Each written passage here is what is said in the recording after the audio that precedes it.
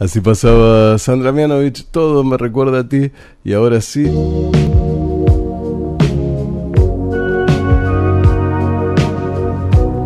pasaron 37 minutos de este día miércoles y nuevamente lo tenemos aquí a nuestro casi analista Javier Del Ponte en nuestro segmento de Palabra Invertida. ¿Cómo estás, Javi? ¿Qué tal, Julio? ¿Cómo estás? Buenas noches a todos. Una alegría estar de nuevo. Qué bueno. Después de una suspensión de, ¿cuánto? ¿2 semanas? 2 semanas, ¿no? Estuvimos proscriptos. No, fueron las circunstancias de la vida, nada más. Así como nos juntaron un día hace ya un año y poco, es porque cierto. se cumplió el año justo en el medio. Exactamente, sí, ya estamos en el año. En el año. La verdad que de este exactamente segmento. no sé cuándo fue la primera vez que lo hicimos. Creo que Facebook nos recuerda esas cosas. ¿Sí? Creo que sí, Pero... porque hay una primer foto ahí del día que viniste a hacer una nota. Ajá. Y decía que hace un año porque fue así, en realidad, un día viniste a hacer una Claro. nota y a la otra semana arrancaste. Exactamente. Así que bueno, de aquí hecho estamos. fue posterior a las colectividades que arrancamos, ¿no? Claro. Una cuestión así. En estas fechas casualmente cumplimos un año de este segmento que la verdad que para mí es un gusto porque estas charlas van quedando en esto que es YouTube, que es un lugar donde la gente puede volver a escucharlas. Exactamente, sí, vamos grabando todos los segmentos y los subimos a YouTube en el canal específico de Palabra Invertida, así que bueno, cualquiera que lo quiera revivir. De hecho, en estas semanas que no estuvimos haciendo el segmento, fui subiendo los que habían quedado pendientes, así que ya están todos ahí. Están habilitados para que lo puedan escuchar nuevamente. Solo tienen que hacer eso, entran a YouTube, ponen Palabra Invertida. Exactamente, y ahí les va a los salir el segmentos. canal y los segmentos con la temática, digamos, que hemos trabajado. Buenísimo, así lo pueden volver a escuchar. ¿Y quién te dice a lo mejor en algún futuro eso sirva para otra cosa, ¿no? Para algún escrito, como me han dicho en algún momento. Posiblemente ya que tenemos un gran escritor aquí frente a nosotros que ha vuelto a la venta porque supe que tu libro volvió a quedarse así, ¿hubo que volver a reeditarlo o me equivoco? Bueno, de hecho estoy en esa disyuntiva, digamos. Quedan solamente dos ejemplares, una en la librería Paso de los Libros de los amigos de Paso de los Libros, una en librería técnica y bueno, vamos a ver qué es lo que hacemos. Uno en cada lado, quién se llevará los últimos dos y a partir de ahí empezar a decidir si hay una reedición o si termino el tercero y voy por el tercero. ¿Y el tercero cómo va? Y el tercero va muy bien, la verdad que creo que va a quedar muy interesante. Es aquel de los personajes. Es ese de los personajes. Viste que no estoy tan perdido en la vida. No, perfecto. No, muy bien. Bueno, ya me interesó la temática, así que va a estar muy interesante el libro cuando lo termines. Los personajes que se le revelan al escritor. Es muy interesante, es muy interesante. Javi, ¿querés mandar algún saludo? Aprovechemos ahora antes que nos olvidemos. Bueno, sí, por supuesto. Le mandamos un saludo enorme a Iñaki que está escuchando ahora, aprovechando que ya terminó de rendir. ¿Cómo rendimos? ¿Rendimos bien? No, rindió bien, por muy suerte. Bien. Sí. Ya, era sabido. ¿Sí? A Dani, que también nos está escuchando por la aplicación TuneIn, ¿sí? La aplicación de Android, la pueden bajar para aquellos que no pueden escuchar por FM, no estén en una radio. Claro, muy sencillamente entran al Play Store de Android y ponen TuneIn. Y con ese programa, una vez que lo bajan, buscan AM1330 y pueden escucharlo desde el celular. ¿Y se escucha bien? Y se escucha muy bien. Muy bien. Se escucha muy bien, sí. Muy Así bien. que bueno, para aquellos que no tengan la oportunidad de escucharlo, bueno, vía AM. Por la vía de AM, tienen la aplicación para oír del celular. Muy bien. ¿Y alguien más? Y por supuesto que... ¿A Daniela? A Daniela. Menos mal que me acordé. Y a Isabel, que nos había dejado en su momento aquella palabra mejorar, que nos había pedido. Y bueno, en diferido llega acá la devolución. Mira, justo le estoy diciendo a Lea, una de nuestras oyentes, que me mandó un mensajito que andaba medio mal de salud, que espero que se mejore, hablando de mejorar. Bueno, entonces es como un deseo, ¿no? También a Lea, ¿no? Es como un deseo que todos siempre tenemos cuando alguien nos dice que no se siente bien. ¿Y de dónde viene esta palabra, mejorar? Mejorar, bueno, tenemos varias cuestiones para plantear acá. Yo recuerdo que cuando pensaba acerca de esto, lo pensaba obviamente más ligado a la cuestión social e incluso a lo que atañe a mi profesión. En este caso, bueno, creo que no tiene demasiadas vueltas. Si alguien que en este caso, digamos, ella se siente mal, bueno, uno desea mejor salud, por ejemplo, ¿no? En este tipo de cosas no hay demasiadas vueltas. Ahora, en lo que atañe a lo social, en lo que atañe a los deseos, empieza a complejizarse bastante, pero para llegar a lo complejo vamos a empezar a partir de lo más simple, ¿no? En una lógica, mejorar implicaría, ¿no? Y lo pongo en posibilidad, en potencia, ¿no? Mejorar implicaría que B sería jerárquicamente más que A, ¿no? O mejor que A sería más que A, B más que A. ¿Ven? Eso sería una cuestión lógica. Okay. O sea que aquello que le sigue estaría en una posición, digamos, de jerarquía, sobre lo anterior. Bien. Ahora, si esto lo empezamos a extrapolar, digamos, a otro tipo de situaciones, sabemos que esta demarcatoria A y B tiene que ser a partir de un eje, es decir, que B sea mejor que A o que sea jerárquicamente superior que A, tendría que estar indicado a partir de un eje, ¿no? Vamos a una cuestión muy simple. Digamos, si alguien... ¿cuál sería el parámetro entre estar bien y estar mal? Exactamente, el eje demarcatorio sería el parámetro que a mí me indicaría, digamos, qué es mejor y qué es peor. Claro. ¿No? Entonces, supongamos una cuestión de salud, que lo traigo porque podría ser incluso más simple, ¿no? Ajá. Aunque a veces no tanto. Pero si alguien está resfriado, uno diría, bueno, mejor sería que no lo esté. Claro. ¿No? Es decir, la ausencia de enfermedad en este caso sería mejor que la presencia de la enfermedad. Claro. Ahora, supongamos, y traigo a colación el caso que había contado hace unos segmentos atrás, de esta chica que vía su análisis logró salir de su casa familiar, Ajá. ¿no? E irse a vivir sola. Y eso era una mejoría para ella.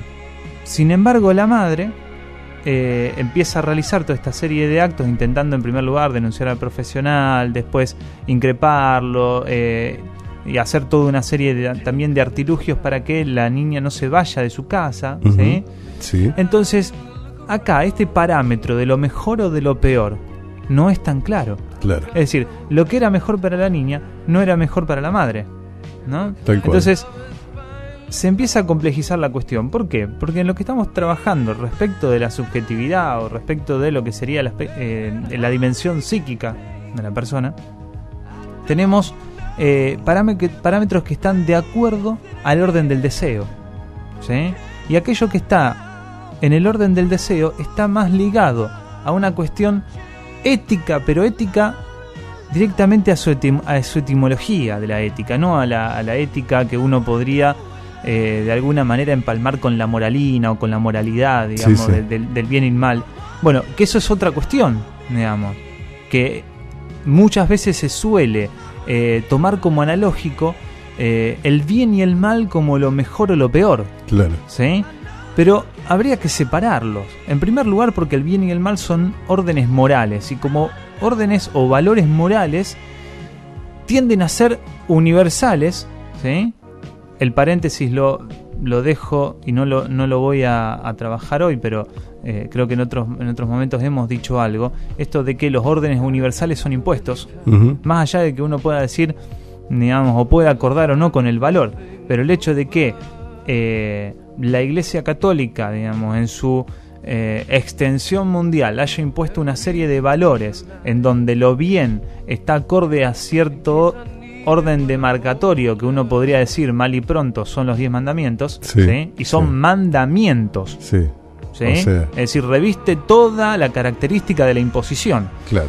Y que lo malo entonces estaría en el orden de aquello que rompe los mandamientos, ¿sí? Estamos en la cuestión de los valores, y los valores morales del bien y el mal están demarcados y parametrizados a partir de esta lista, Esta digamos, doctrina, ¿no? de 10 órdenes, claro, ¿no? claro. Bien, en este caso volvemos a encontrar la simpleza, entre comillas, entre que lo mejor o lo peor estaría de alguna manera fusionado con el bien y el mal y parametrizado por los 10 mandamientos. Ahora, si volvemos nuevamente a lo que es la cuestión subjetiva, ¿dónde encontramos el parámetro? Claro. ¿Sí? Y acá se abre toda una suerte de, diría yo, crítica que le hace el psicoanálisis a algunas psicologías, ¿no? Bien. ¿Por qué? Porque en lo que sería el orden de la práctica del profesional psicólogo, ¿sí? Muchas veces se piensa que este profesional debería darles la respuesta a los problemas del paciente, ¿no? Entonces, si uno supone que el profesional debería decirle algo al paciente y debería ayudarlo y debería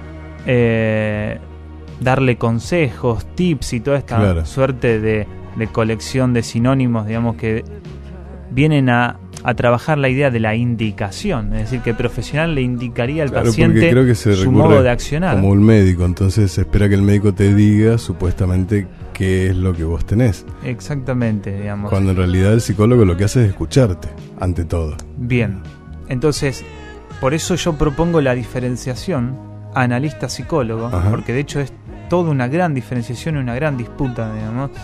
Entonces, en lo que reviste la función del psicólogo, muchas veces aparece esto, que el psicólogo sí da una suerte de indicaciones. No quiero decir consejo porque estaría menospreciando la profesión de quienes ejerzan psicología, ¿no? Claro.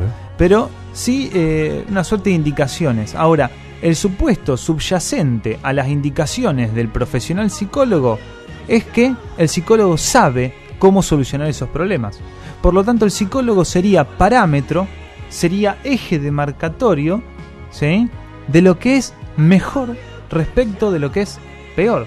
Es decir, si yo le digo a alguien cómo tiene que hacer las cosas o cómo tiene que resolver sus problemas, yo me propongo como la medida de la mejoría respecto de la situación del paciente, que es una situación, digamos, de desmejora. Sí, pongo dos ejemplos. El psiquiatra, entonces, cree que sabe más todavía, o desde el lugar, claro, o desde el lugar de médico supuestamente cree que hay una respuesta química para todo conflicto. Bien, esa es una.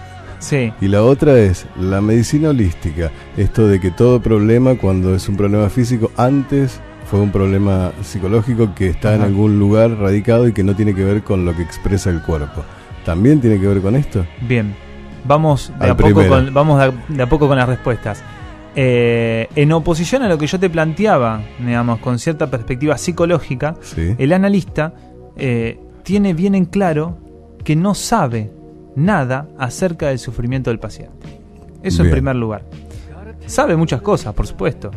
Pero sabe no mucho respecto al individuo, a cada uno. Exactamente, no sabe de ese sufrimiento en singular. Por eso debe escucharlo. Y a su vez, ante todo, por supuesto.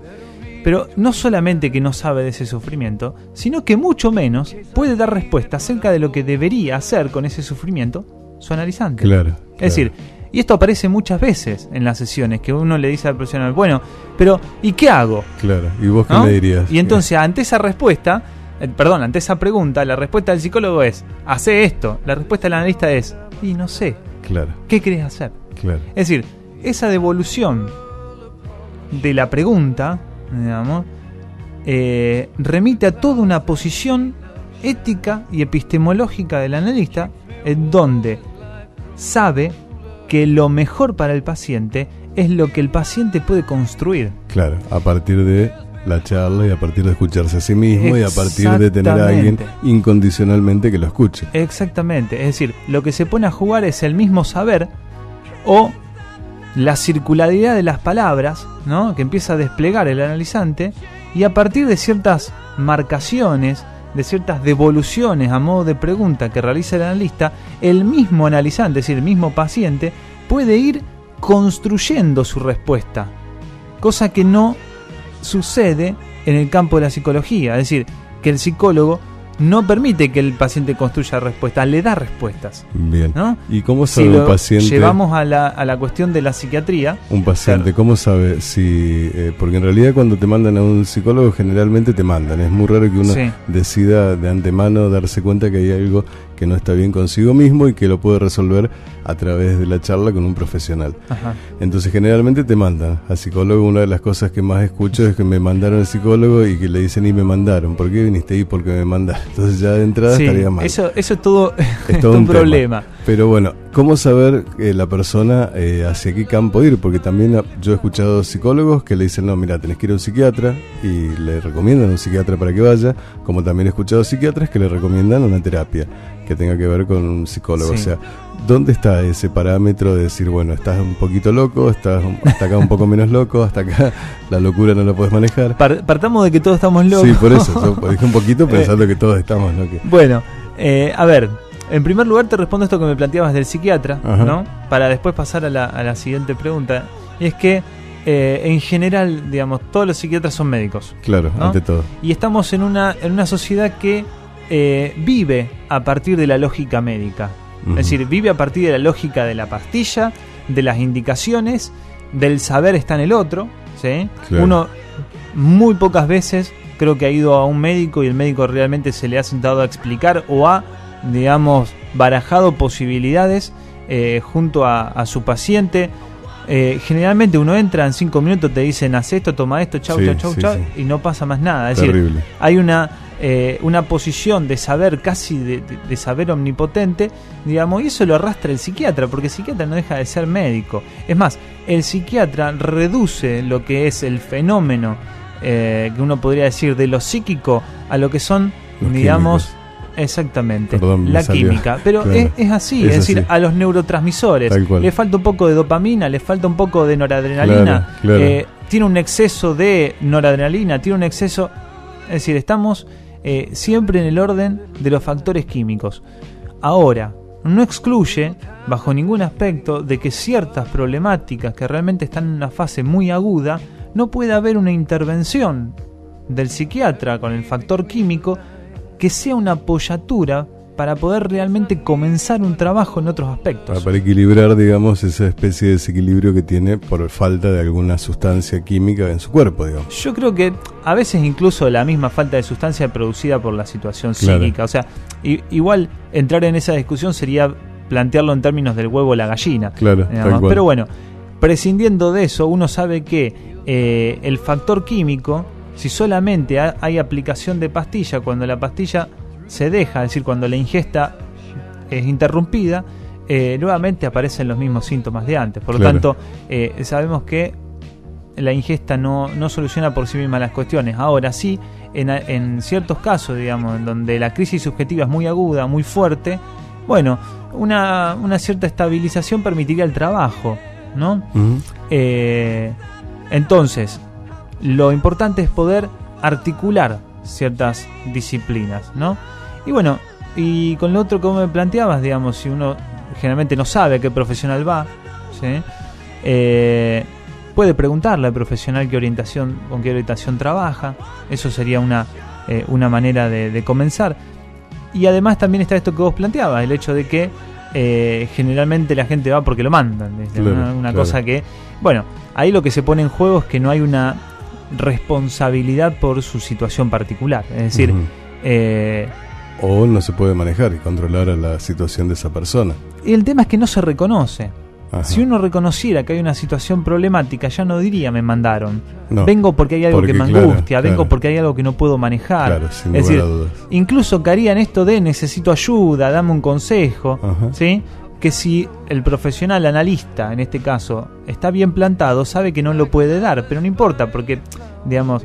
Empieza escuchando a la persona y la persona se escucha a sí misma en un punto. Sí, exactamente. Aparte, todas las personas van pensando, digamos, en que el analista le va a solucionar también los problemas. Esto es una cuestión que planteo acá para hacer una diferencia entre el psicoanálisis y la psicología en términos de lo que planteábamos al principio, la mejoría. ¿Dónde está dada? Bueno, la psicología lo que hace es tomar el parámetro de mejora que está instituido socialmente. Es decir, Ajá.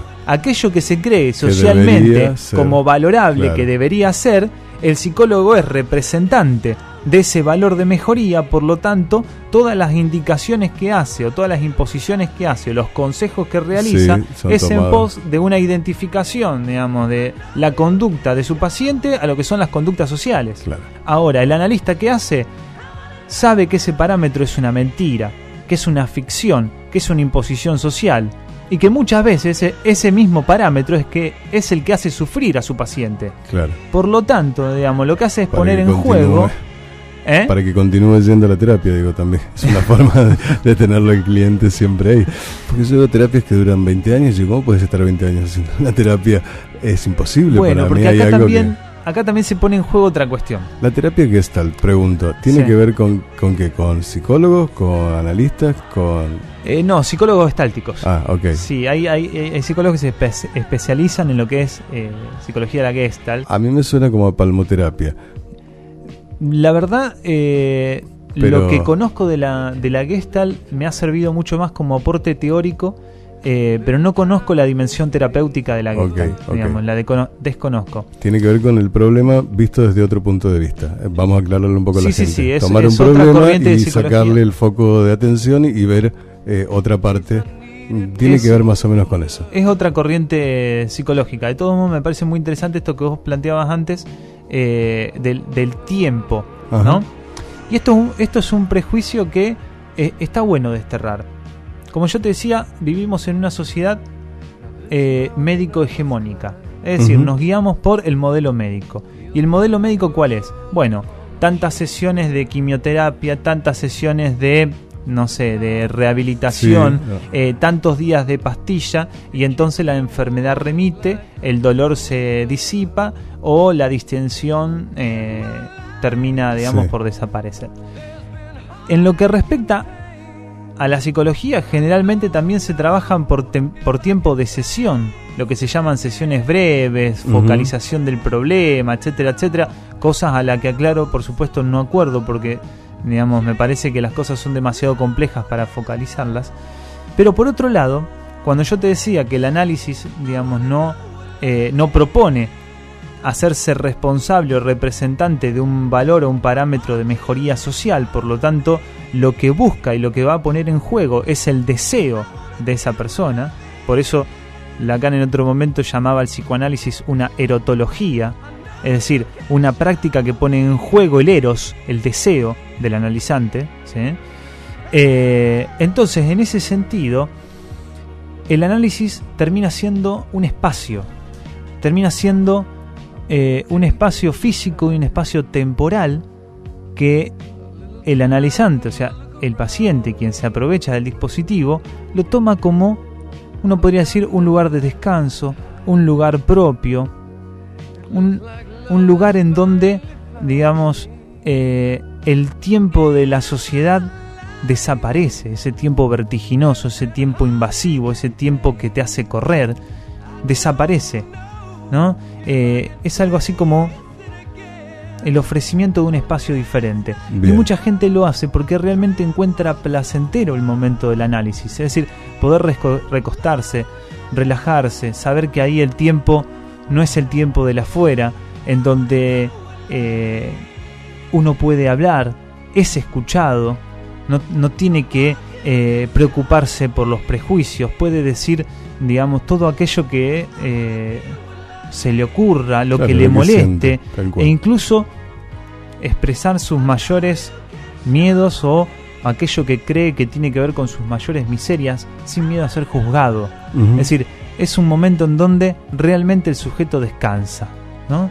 Entonces, en algunos casos, no tiene que ver con el inicio y el fin de un tratamiento, ¿sí? El análisis, si bien se postulan finales de análisis, el análisis más que nada, como es una práctica, es como cuando alguien va a hacer yoga.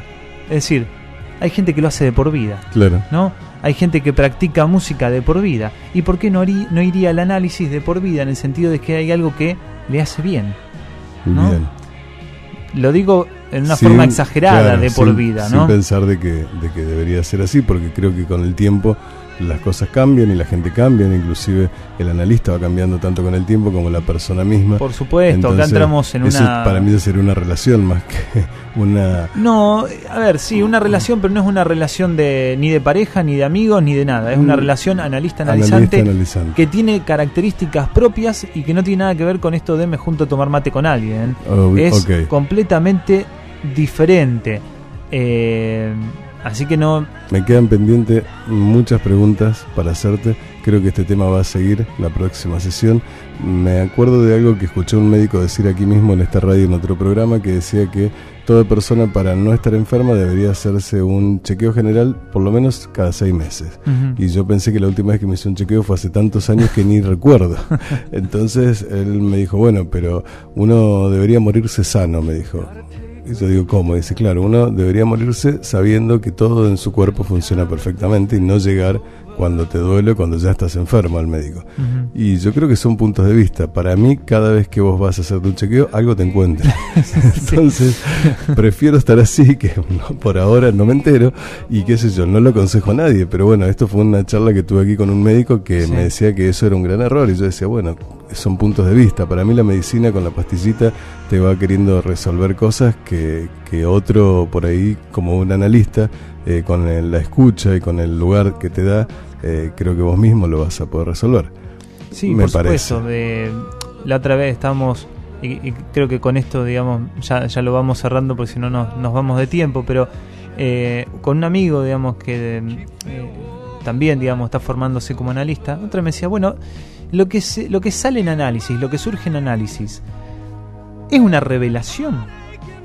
Y entonces lo que discutíamos es, y yo le planteaba que para mí no era una revelación, es decir, que para el paciente o que para el analizante revista, digamos, la idea o carácter de revelación, no quiere decir que lo sea, es decir, eso no estaba ahí de antemano y se lo descubrió.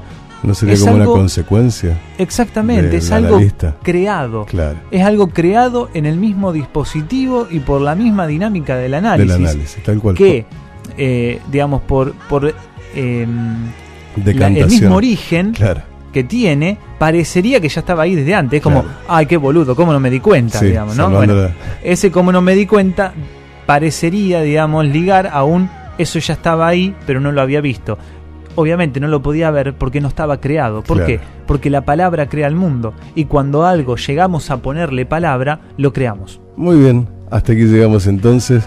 Mira, uno de los mensajes de Lea, que al comienzo le dijimos de la mejoría, dice: gracias, esta casualidad. Siempre mi estado tiene que ver con la palabra invertida. Gracias por sus deseos positivos. Y la verdad que sí, muchas veces la palabra invertida nos lleva a determinados estados, ¿no? Bueno, un saludo enorme a Lea, que sé que nos escucha. Me acuerdo que una vuelta hubo un segmento muy especial para ella. Sí, tal cual. Así que bueno, que busque su mejoría. Eso, de eso se trata. 4 minutos pasaron de la 1. Nos reencontramos el miércoles de la semana que viene. Hasta el miércoles que viene. Hasta el miércoles, Javier. Hasta aquí llegó nuestro segmento de palabra invertida. Ahora llega nuestra identificación y las afirmaciones. Transmite LRI 237. LRI 237. AM 1330 Rosario. 1330.